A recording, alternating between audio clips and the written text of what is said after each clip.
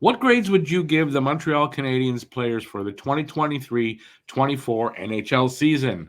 Well, here are my grades. Hey, everybody, I'm Rick. Welcome in. So it's that time of year again to grade the Habs players individually. I've got 27 players here. Almost forgot two guys. And I'm going to give them individual grades. I'll tell you my reasoning behind it. Let's get started right away. We're going to lead off with Nick Suzuki. Nick Suzuki gets an A. He had points totals, career highs across the board. He did not miss a game.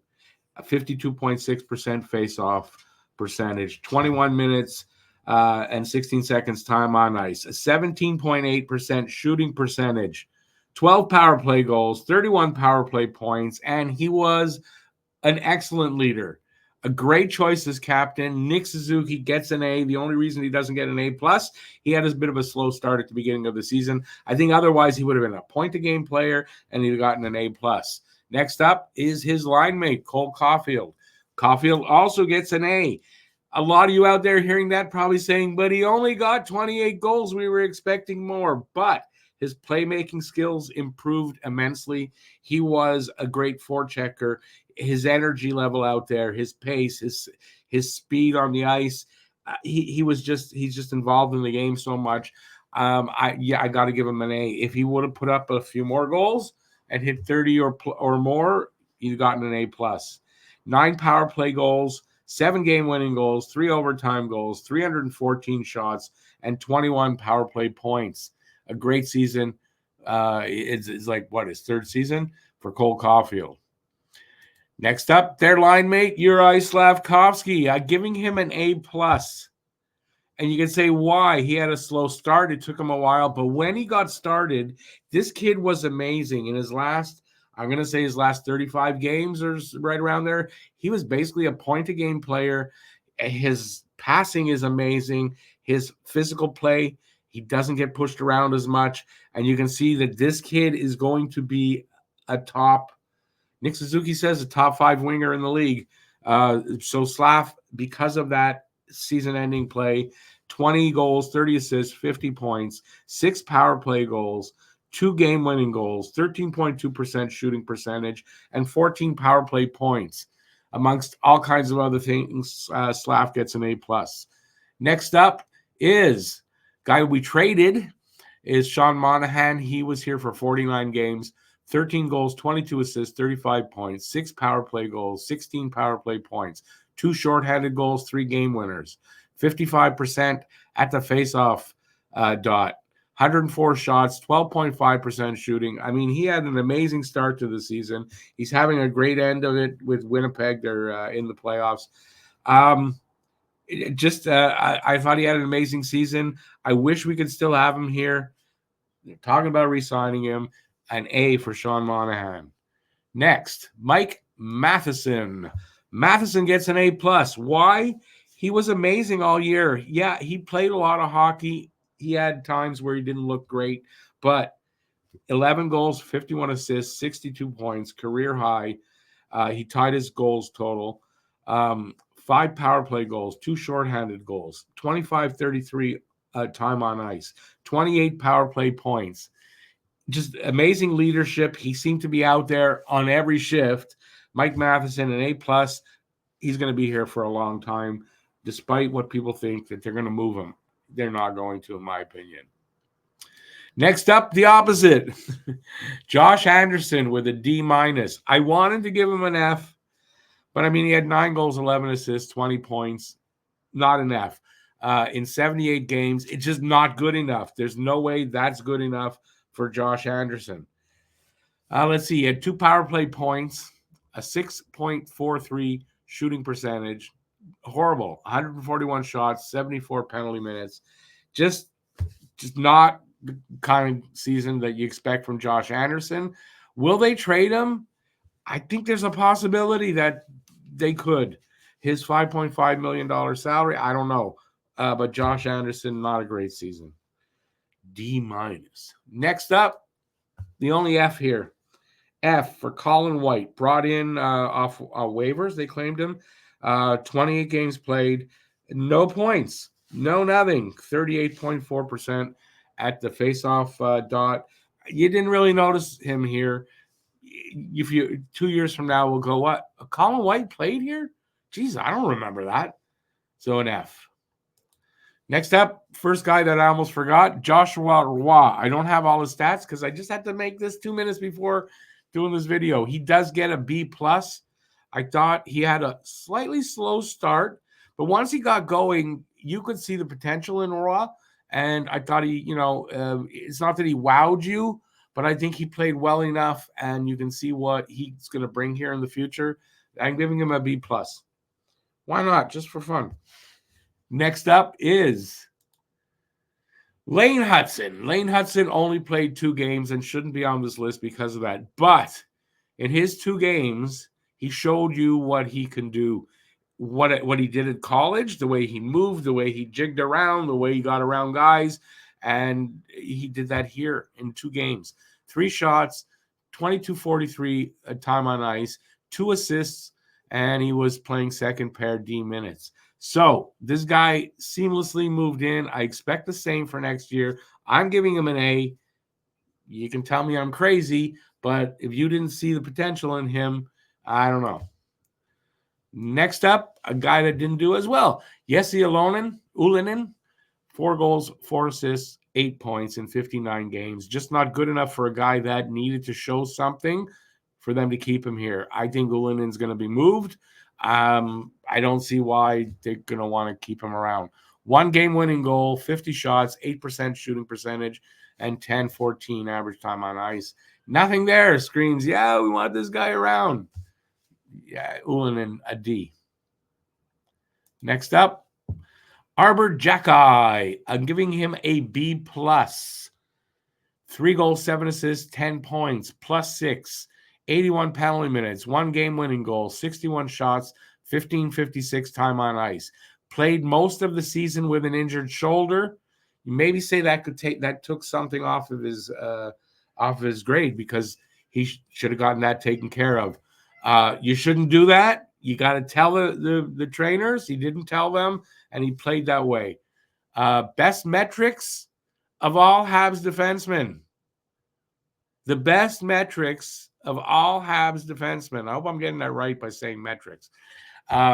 He's got skills that he's just very underrated. For some reason, people look at him and see, yeah, he's a goon fighter. That's it. Yeah, he can play a little bit. No, he's better than that. They're not moving him. Next up, another guy we traded, Jake Allen, C+. 6-12-3 in 21 starts. I think he had 23 games overall. So he must have come in twice to relieve somebody. 3.65 goals against and an 8.92 save percentage, and that's just subpar for Jake Allen. Didn't have a great season here. Went on to New Jersey. Started out there like amazing, but here C+. Wish him the best, though. I really respect this guy. Next up, we're going through the goalies. Sam Montembeault. Monty gets a B+. I was thinking an A-, but I think a B+ is fairer. He was 16, 15, and 9 in 40 starts, 314 goals against, a 903 save percentage, 1,180 saves, and he let in 127 goals. I just think that goals against and the save percentage could be a little bit, goals against lower, save percentage a little bit higher. Love Monty. He steals games. He probably should get an A-, and I'm probably wrong here. Love Monty. He's getting a B+ here.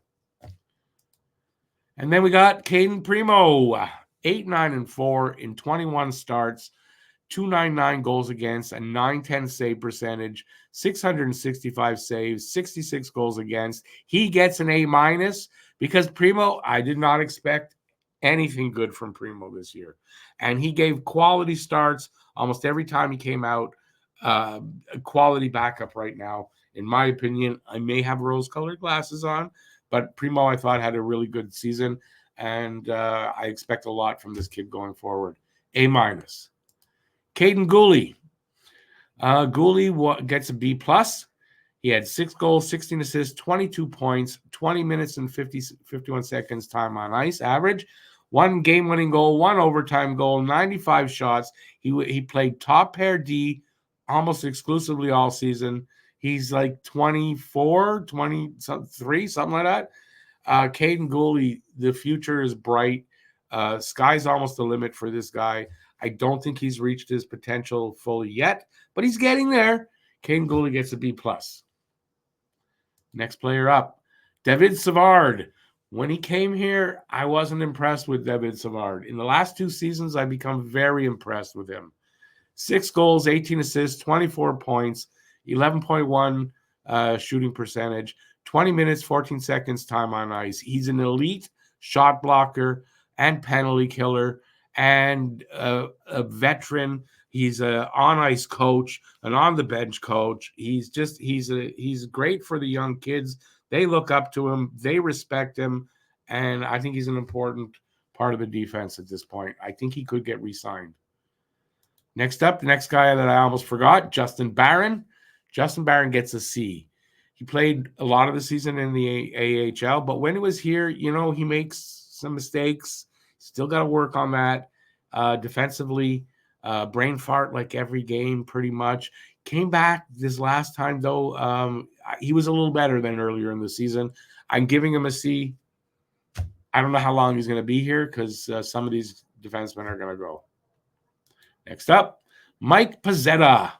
Mike Pezzetta got balls. He's got balls. He doesn't back down, even though he knows he's outmatched at times. He had 3 goals, 9 assists, 12 points. It was a +4 on the 4th line. He had a game-winning goal, 59 penalty minutes, and 7:48 time on ice. Not a lot, but Mike Pezzetta knows his role, plays it. He's got energy, and I think he pumps up the team a little bit. You got to love the guy. He's got balls. Next up, Raphael Harvey Pinard. After last season's 14 goals playing on line 1 because of injury to Cole Caulfield, 2 goals, 8 assists, 10 points is disappointing. In 45 games, he did have injury problems, and it does make it hard to get going. I gave him a C-. 26 shots, 7.7% shooting, 12.38 average time on ice. Just not the season you were expecting from Harvey Pinard. I wasn't expecting a repeat of last season, but I was expecting better. I think this puts him on the bubble as far as trades go. Next up, Tanner Pearson acquired in the Casey DeSmith trade to Vancouver. Started out gangbusters, and then it just went downhill from there. 5 goals, 8 assists, 13 points, 54 games played, 1 power play goal, 2 power play points, 1 game winner, 77 shots, 6.5% shooting.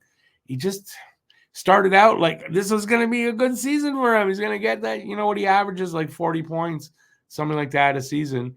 Not even close. I don't know where he'll go. He's not coming back. Next up, Alex Newhook, newly acquired. A 1st and a 3rd we gave up for him. And people didn't like that and didn't see the talent in this kid. I wasn't one of those guys. I did love the trade. 15 goals, 19 assists, 34 points in only 55 games because of injury.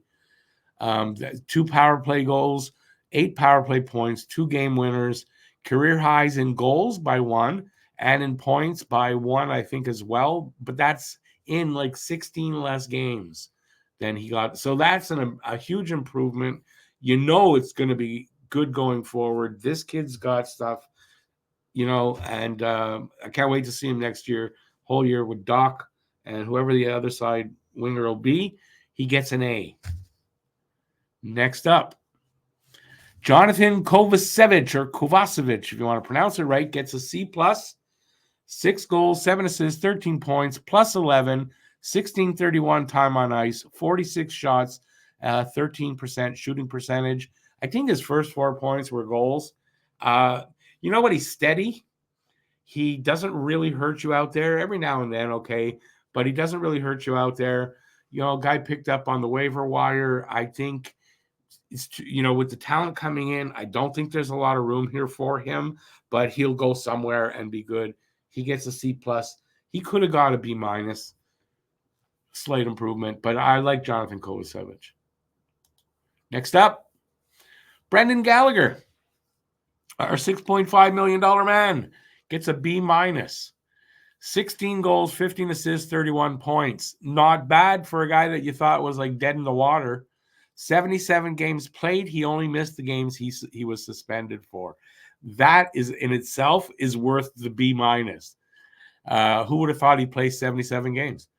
Let alone just who would have thought he would have played 50? 1 power play goal, 4 power play points, 2 game winners, 154 shots, and just worked his ass off. Played Brendan Gallagher hockey again, and you got to give him for that. So a B-, probably could have been a B. Brendan Gallagher, playing like Brendan Gallagher should.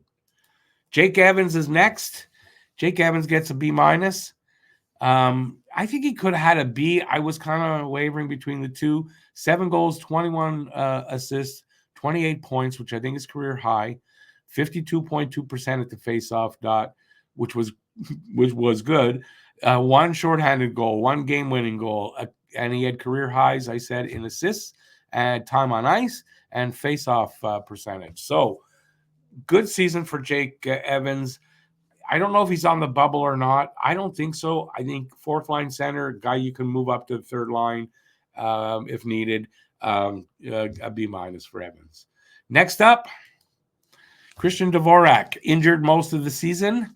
Came back late in the season, surprisingly, and wasn't that bad. Had 2 goals like in his first game back. 5 goals, 4 assists, 9 points in only 30 games. A power play goal, 35 shots, 14.3% shooting, 15.32 time on ice. I mean, he was Christian Dvorak. He gets a B-. Maybe could have been a B, but I'm giving him a B-. Next up, Jordan Harris. Jordan Harris gets a C+. 3 goals, 11 assists, 14 points, 56 games played, 17.28 time on ice, and he had 43 shots. Harris gave you what you kind of thought. He was pretty steady, made mistakes here and there, was in and out of the lineup because of the rotation with the younger guys, and he's on the trading block. Apparently, he's definitely on the trading block, probably be one of the first or the first of the young guys to get moved out. And then lastly is Joel Armia. Armia, who everybody wants gone. But this year kind of surprised us. 17 goals, 8 assists, 25 points, 12.2% shooting, 2 shorthanded goals, 3 game winners, +4, and he had the career high in goals. He beat it by 1. Who would have thunk that about Armia, who was sent to the minors, I think twice, came back the second time, and was good. And played exactly how you expect Armia to play. Great at killing penalties on the defensive side. He gets a B. His value went up. He could be moved this offseason, and they may keep him till the next trading deadline. Joel Armia with a B. And there you go. That's my report card for this team. Let me know what you think in the comment section. You agree with me? You don't agree with me? Give me your grades. Let me know. Give the video a thumbs up. I appreciate it. And next season, I'm expecting a lot more from these guys, but that's next season. So that's it. Let me know what you think. And that's it. Stay safe till next time. Peace out. Have a great day. Ciao, everybody. Thanks for hearing me out.